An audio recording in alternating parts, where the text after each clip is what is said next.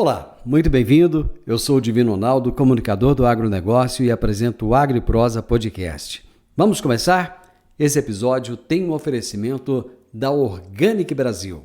Você sabia que os fertilizantes organominerais podem ajudar a reduzir a emissão de gases de efeito estufa na agricultura, contribuindo para práticas mais sustentáveis? Organic Brasil. Inovação e tecnologia para o futuro da agricultura, atendendo tanto pequenos quanto grandes agricultores com nossos fertilizantes de alta qualidade. Utilizamos tecnologia avançada para tratar e enriquecer a matéria orgânica por meio de processos industriais exclusivos. Nossos fertilizantes organominerais aumentam a capacidade de retenção da água do solo, tornam as plantas mais resistentes a estresses climáticos, resultados comprovados para maiores lucros. Organic Brasil, cultivando inovação, colhendo resultados.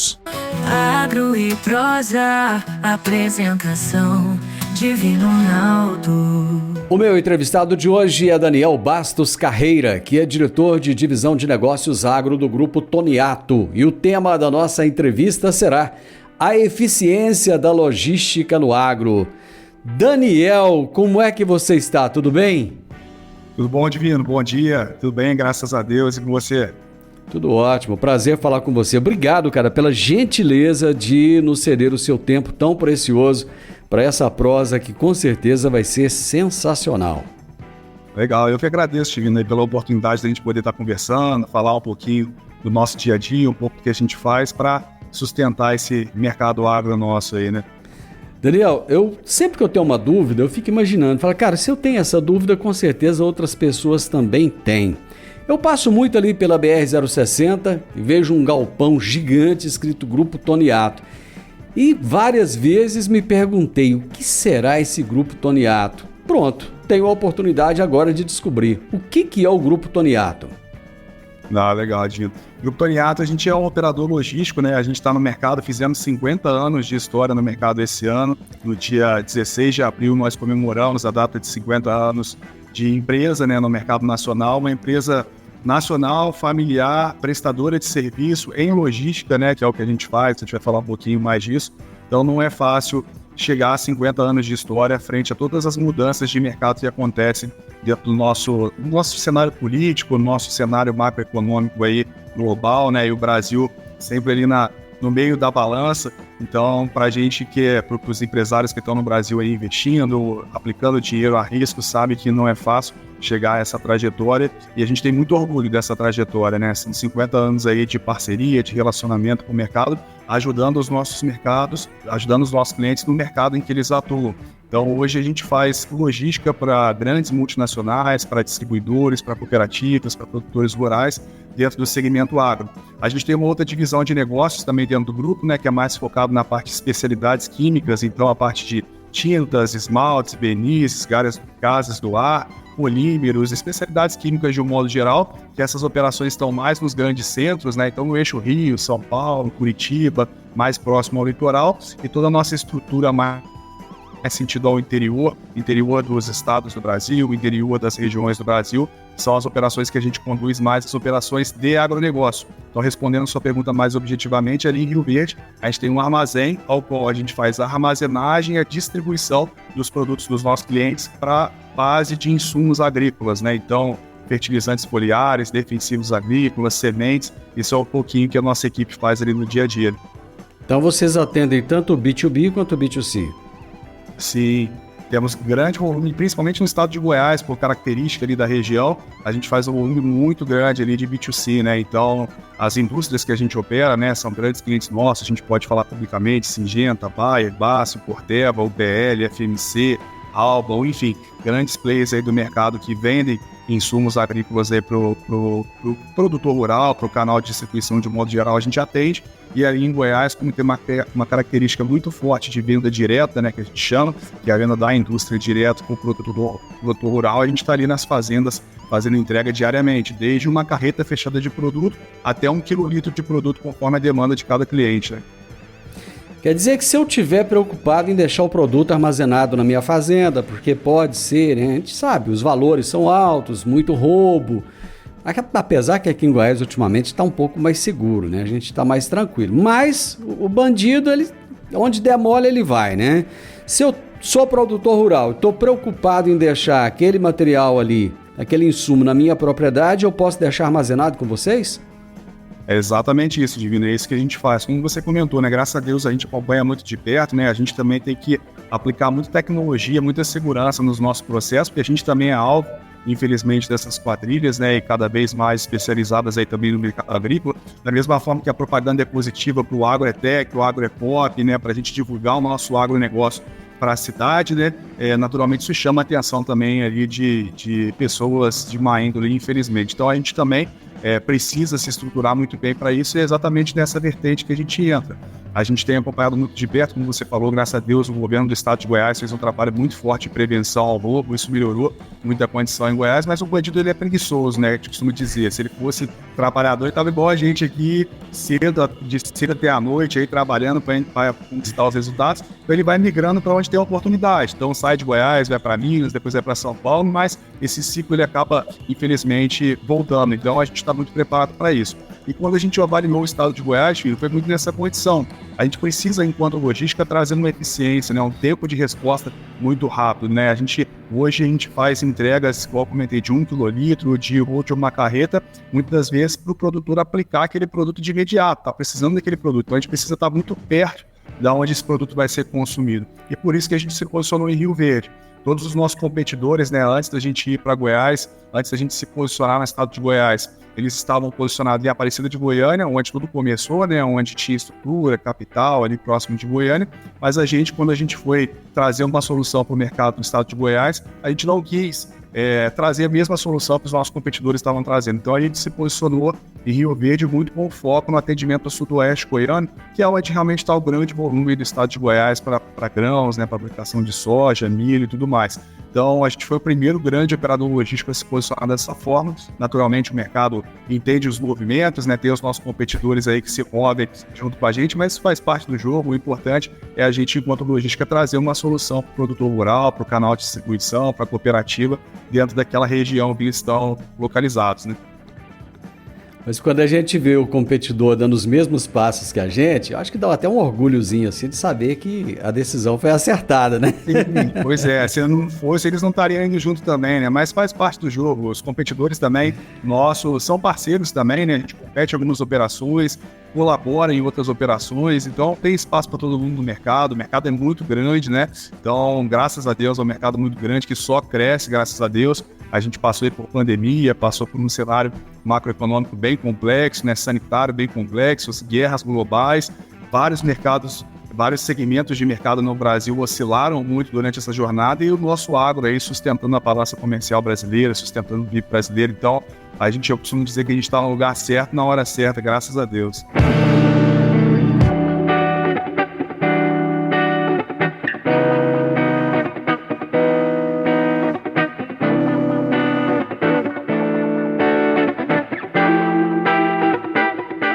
Daniel, pegando o gancho em tudo isso que você colocou aí, guerras, pandemias, todas essas questões globais aí que atormentaram e continuam atormentando a cabeça do produtor rural, cara, como é que vocês avaliam o agronegócio atualmente? Pois é, Divino, a gente teve um desequilíbrio muito forte, né, no começo da pandemia. Acho que todas as empresas sofreram muito a elevação de custos, né, e naturalmente o preço dos serviços, dos produtos, eles não acompanharam tão rapidamente quanto a elevação de custos lá em 2020, 2021 principalmente, né. No mercado agro a gente teve, graças a Deus, um cenário um pouco diferente, favorável, onde realmente os preços da commodity subindo de forma exponencial ali em função da demanda de mercado global, né? Então todo mundo ficando em casa, todo mundo querendo se alimentar, todo mundo querendo ter uma boa condição no cenário que existia naquele momento, né? Ou uma condição mínima favorável para o cenário que existia naquele momento. Os preços da commodity realmente subiram bastante. Naturalmente, também os custos para o produtor rural, a gente sabe que também subiram bastante, né? O custo de importação, o custo de fertilizante, de defensivos. Todo o mercado ele vivenciou uma nova era, vamos chamar assim, de custos e valor de venda, né? Então, isso trouxe, num primeiro momento, um reflexo positivo para o agro, E agora, nesse momento, né, essa balança, né, no pós-pandemia, ela busca se equilibrar. Então, patamares anteriores à pandemia, a gente não é especialista, né, a gente realmente trabalha com logística no dia a dia, mas a gente acompanha muito o mercado, porque isso tem reflexo nas nossas atividades diárias, mas a gente vê hoje um valor já meio balizado no pós-pandemia, tanto para valor de commodity quanto para valor de insumos, mas cada dia no planeta Terra é uma situação diferente, né? Quando tudo parecia estar se estabilizando, veio a guerra da Ucrânia trazendo preocupações enormes ali com insumos importantes que são trazidos para o Brasil daquela região.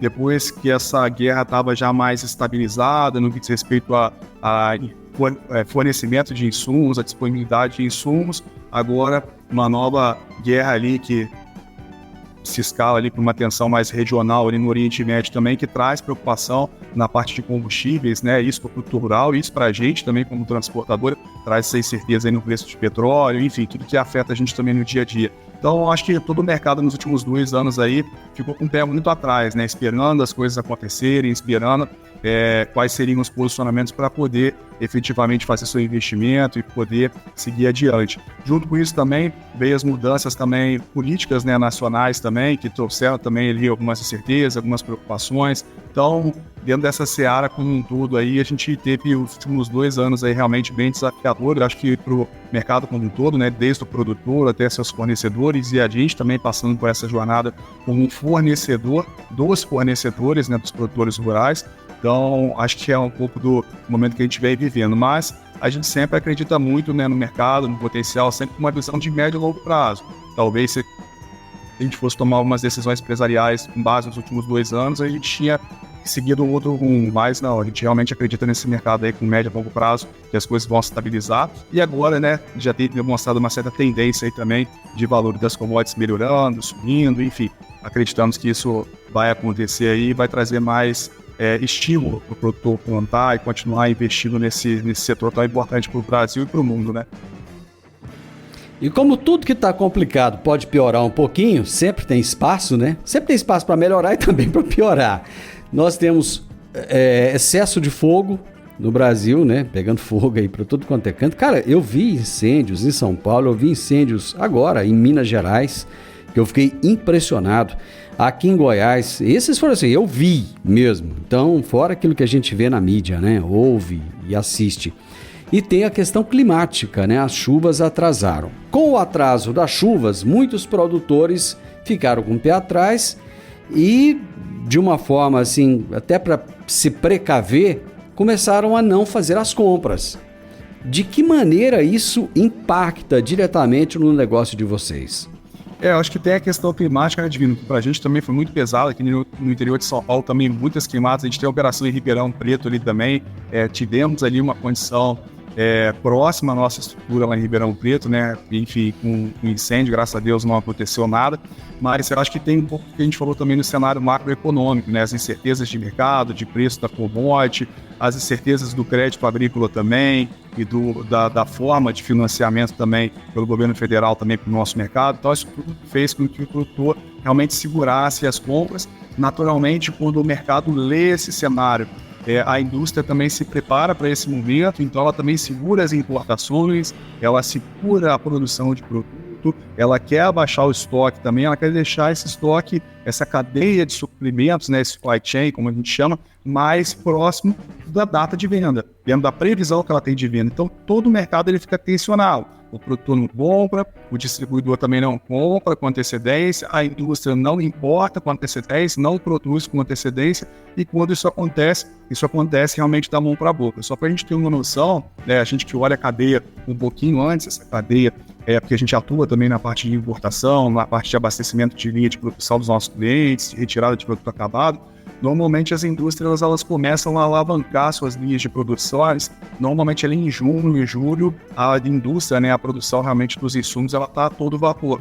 E esse ano, grande parte dessa produção ela começou em agosto, então teve 2 meses ali de delay, vamos dizer assim, que normalmente acontece com um start ali mais elevado da produção, que acontecia anteriormente, porque aconteceu para esse ano. Então se produz em agosto, para montar esses estoques e abastecer as pontas em setembro e vender ele praticamente em setembro para o produtor usar em outubro. Então, a cadeia logística ela fica muito tensionada, isso requer muita estrutura, muita base de parceiros logísticos que consigam suportar esse volume, né, esse chicote de volume, esse pico de volume tão sazonal como a gente tem. E para isso, Divino, é muito importante, principalmente os CDs que a gente chama de ponta, CD que a gente tem em Rio Verde, Goiás, CD que a gente tem em Dourados, Carazinho, no Rio Grande do Sul, todos os CDs que a gente tem que são exclusivos para atender as vendas, né, entrega de produto final, eles têm que estar muito bem posicionados.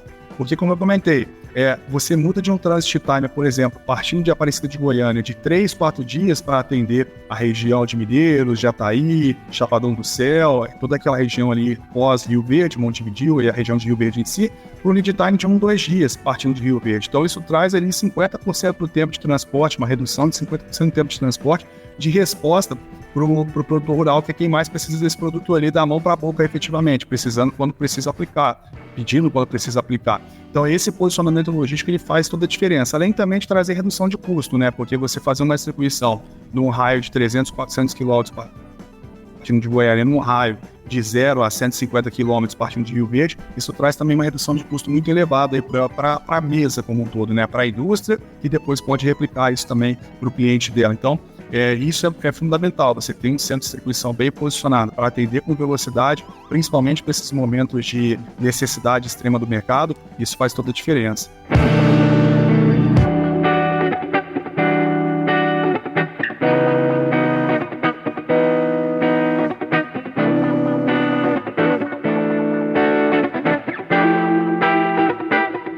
Pois é, mas o fato de estar todo mundo comprando agora mais ou menos ao mesmo tempo, isso pode atrapalhar essa celeridade na entrega?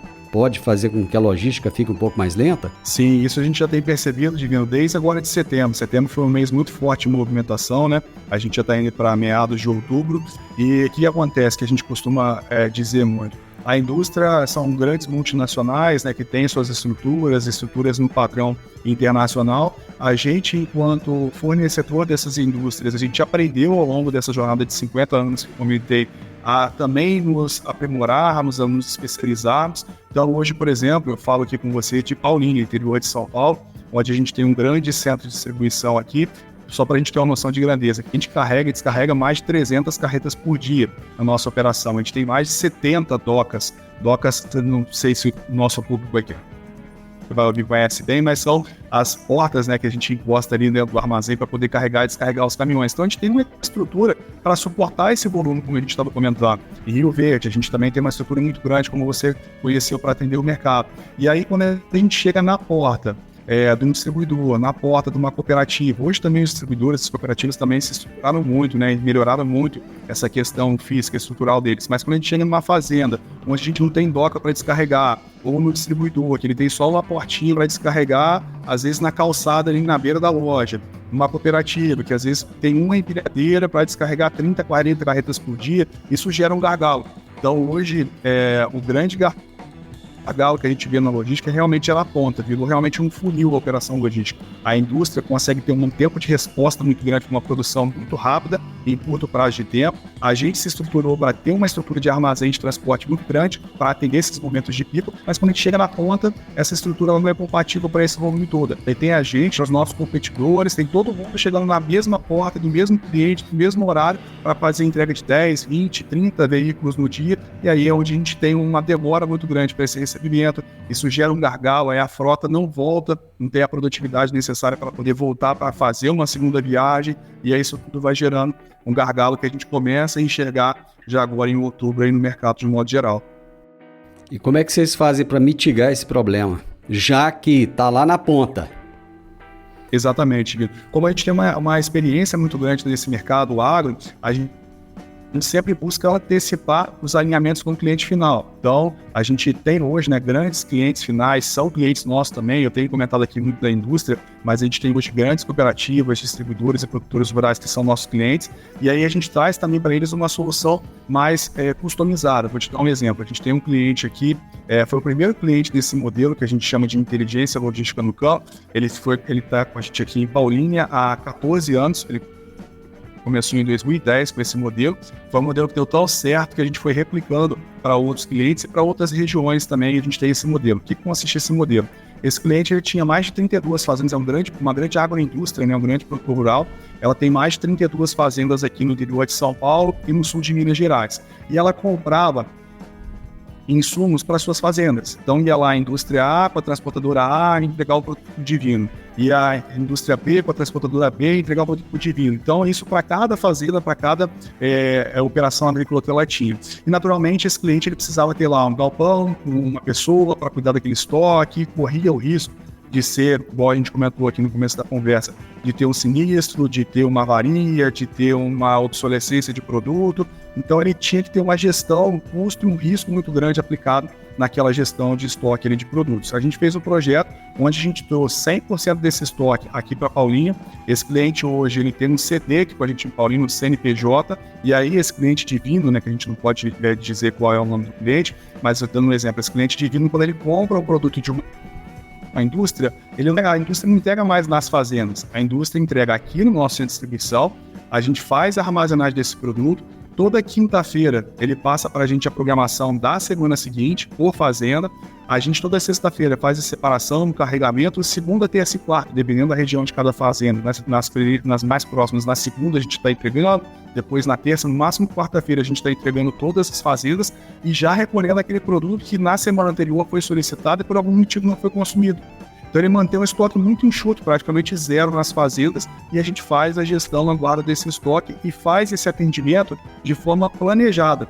Então o que isso reflete na solução da logística como todo, como a gente estava falando antes, quando a indústria vendia lá 30 carretas para esse cliente no fechamento de setembro, para poder fechar o trimestre e fechar o quarto, chegava 30 carretas lá para ele. Hoje não tem mais esse gargalo, esse material fica com a gente e a gente abastece de forma calendarizada e programada. No começo, naturalmente, gera uma incerteza, então o gerente da fazenda que estava acostumado a ver o produto dele lá, cuidar do produto, ficou ali, poxa, mas vai estar lá em Paulínia, se eu precisar e o produto não estiver aqui, como vai ser?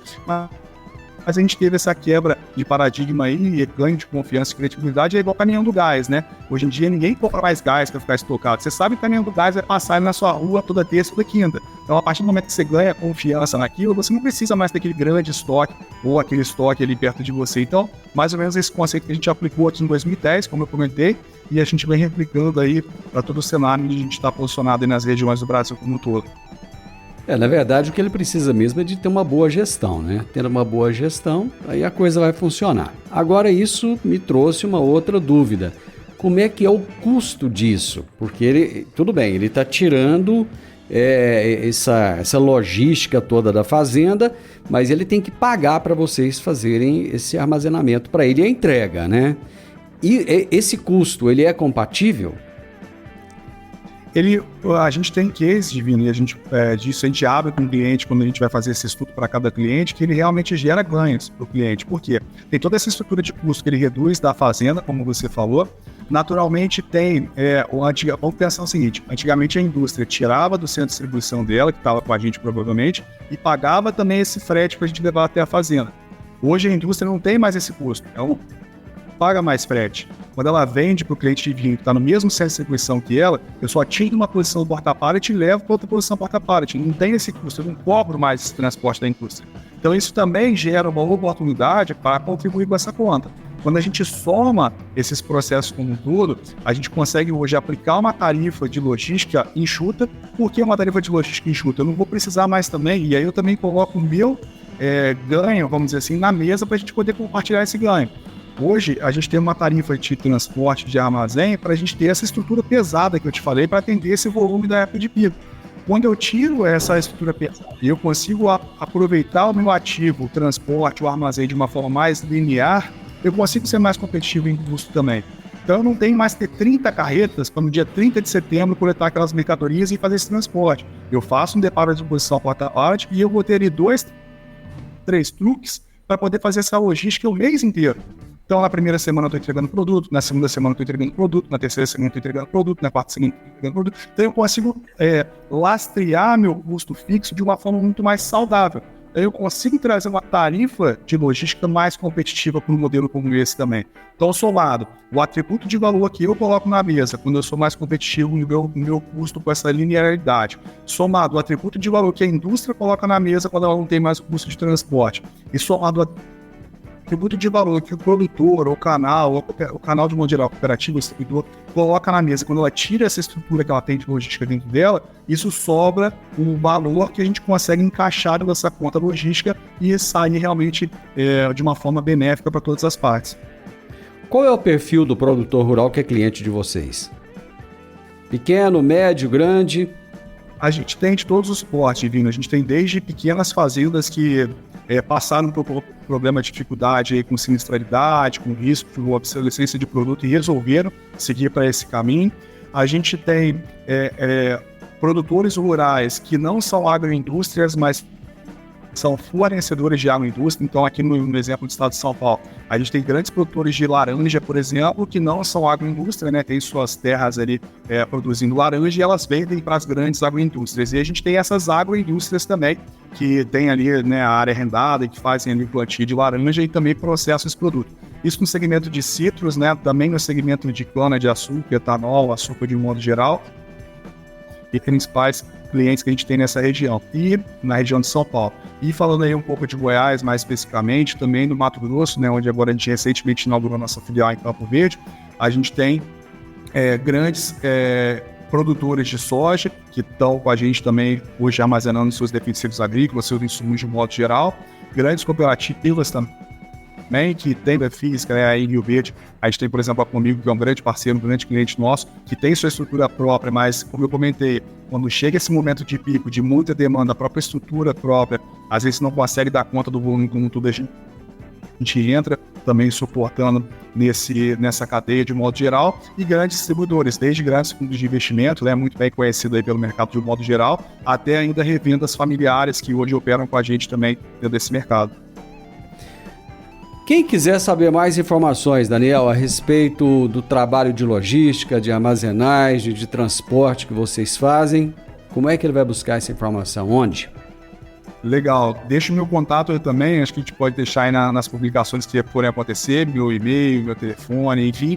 E aí tem o nosso site, que é gtsoluçõeslogísticassa.com.br. Então, hoje o Grupo Toniato está aí nas principais plataformas de comunicação, Instagram, Facebook, YouTube, LinkedIn, e também o nosso site para que vocês possam se comunicar com a gente. A gente tem hoje uma parceria também muito grande com a Andave, né?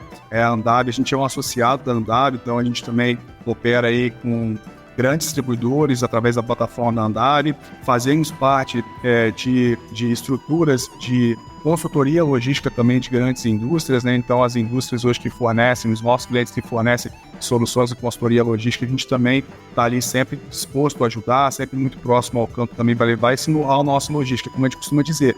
A gente não entende nada de formulação de produto, de aplicação, a gente não é agrônomo, mas logística é um pouquinho que a gente faz no dia a dia e está sempre à disposição aí do mercado para poder contribuir. Aproveitar e mandar um abraço pro Paulo Tiburcio, presidente da Andave. Ô, caboclo, gente boa aqui, ele viu? O Zé Carlos Granto também, o time da Andave é um time fantástico, né? Fizeram um evento fantástico esse ano aí, Sim. O Congresso da Andave. Foi muito bacana, a gente esteve lá presente também com o stand, são parceiros importantes aí pra gente também. Daniel, toda vez que eu passar na BR-060 agora que eu visualizar aquele galpão, eu já sei o que é. Muito obrigado pelas informações, cara, curti demais e volte outras vezes aqui pra gente prosear. Legal, Tino, conta com a gente aí. Logo comentei no começo, né, a gente é mais da logística, do dia a dia da operação, mas se a gente puder estar junto aí, contribuindo, levando um pouco do que a gente faz, a gente vai estar à disposição. Obrigadão, cara, um abraço pra você. Valeu, Divino, um abraço, fica com Deus, até mais. Com Deus. Eu conversei com o Daniel Bastos Carreira, que é o diretor de divisão de negócios agro do Grupo Toniato, e nós falamos sobre a eficiência da logística no agro. O podcast Agro e Prosa tem o objetivo de falar do agronegócio de forma fácil, simples e descomplicada. Diariamente conversamos com os maiores atores do agro e abordamos os mais diversos assuntos de interesse de produtores rurais, técnicos, pesquisadores, profissionais da área e simpatizantes do agronegócio. Se você gosta do nosso podcast, então você pode nos ajudar. É muito simples. Basta seguir-nos nas principais plataformas de streaming e também no YouTube. Se você deixar um gostei, compartilhar os episódios e deixar um comentário, já vai nos ajudar muito a dar relevância tanto ao podcast quanto ao canal. E o mais importante de tudo, nos siga para receber notificações de novos vídeos e episódios. Um grande abraço para você e até a nossa próxima prosa.